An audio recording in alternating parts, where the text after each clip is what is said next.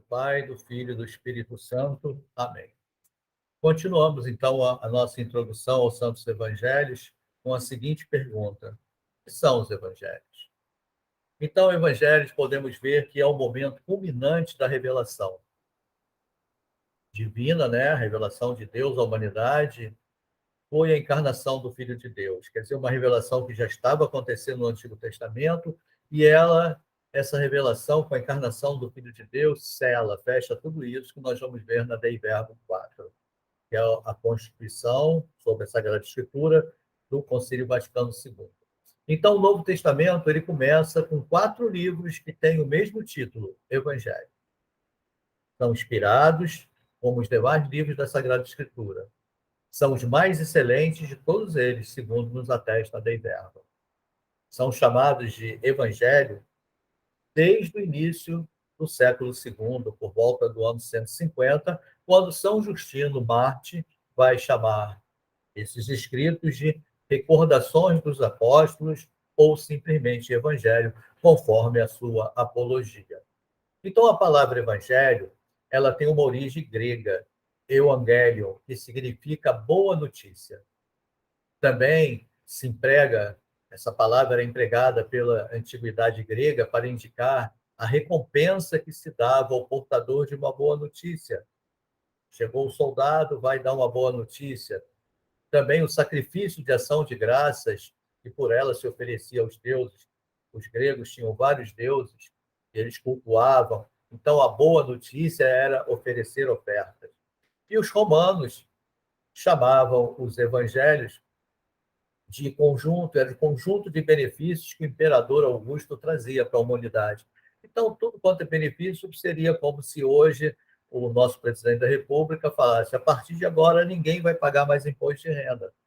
Seria um evangelho, uma boa notícia, todo mundo ficaria satisfeito. Então, para os judeus, evangelizar era anunciar o evangelho. E alcança um relevo quando fala dos tempos messiânicos, porque eles vão citar o profeta Isaías, conforme o capítulo 52, que vai dizer como são belos sobre as montanhas os pés do mensageiro que anuncia a felicidade, que traz as boas novas e anuncia a libertação, que diz Sião, teu Deus reina. Então, essa profecia de Isaías, para os judeus, já era boa notícia. Então, quando Jesus, desde o princípio do seu ministério público, né, convida a crer no Evangelho, ele está se referindo à boa notícia do reino de Deus, que ele anuncia e que chega até nós, conforme o evangelista Marcos vai narrar. Depois que João Batista foi preso, Jesus dirigiu-se para a Galiléia e pregava o evangelho de Deus e dizia: completou-se o tempo e o reino de Deus está próximo. Fazei penitência e crede no evangelho. Então, eram essas palavras que Marcos registrava. Então, o evangelho que os apóstolos proclamam é o anúncio da boa notícia. E quem é essa boa notícia? É o próprio Cristo, que veio até nós, que ressuscitou e nos traz a salvação. Então, ele que é essa boa notícia. Mas é importante a gente saber que só existe um evangelho, o pregado pelos apóstolos, que receberam de quem? De Cristo, e que proclamaram com a força do Espírito Santo.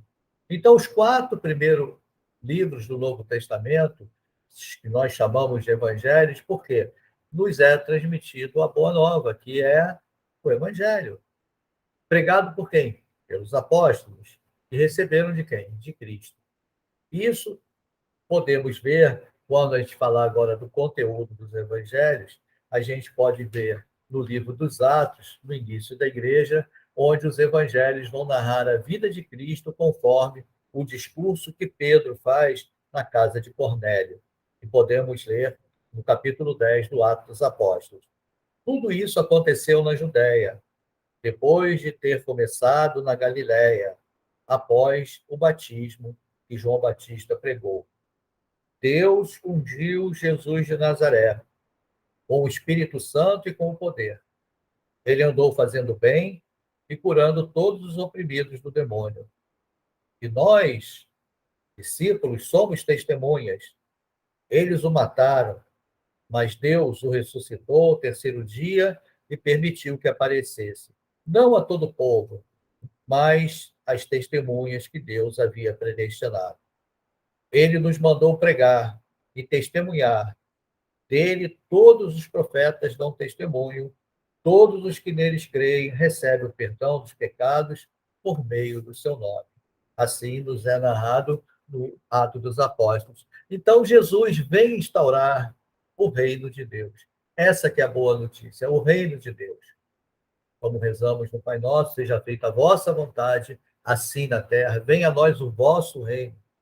Então, isso está narrado no Evangelho de Mateus, no Evangelho de Marcos, no Evangelho de Lucas e no Evangelho de João.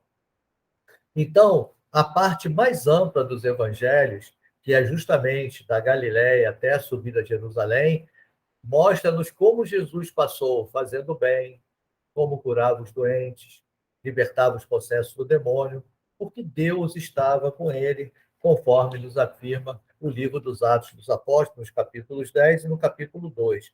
No capítulo 10 vai dizer que Deus ungiu como Espírito Santo e com poder a Jesus de Nazaré, o qual passou fazendo bem e curando a todos os que tinham caído sob o poder do diabo, porque Deus estava com ele.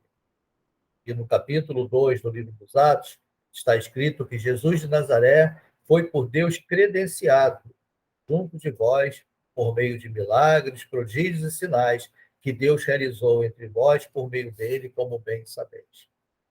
Então, ao mesmo tempo, Jesus passava, trazia essa boa notícia, essa boa nova, que pregava o Evangelho, que nos trazia libertação, que nos trazia salvação, ao mesmo tempo crescia o ódio das autoridades judaicas contra ele, que ia combinar com a sua paixão e morte.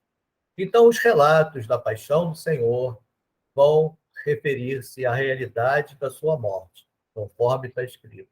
E nisto conclui um testemunho dos discípulos, que eles deixaram para nós esse legado, que viram o Cristo ressuscitado, que comeram com ele, que escutaram as suas palavras e tocaram o seu corpo glorioso.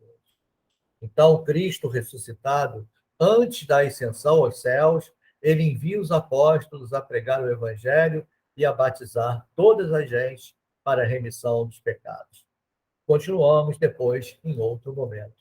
Estamos reunidos em nome do Pai, do Filho e do Espírito Santo. Amém.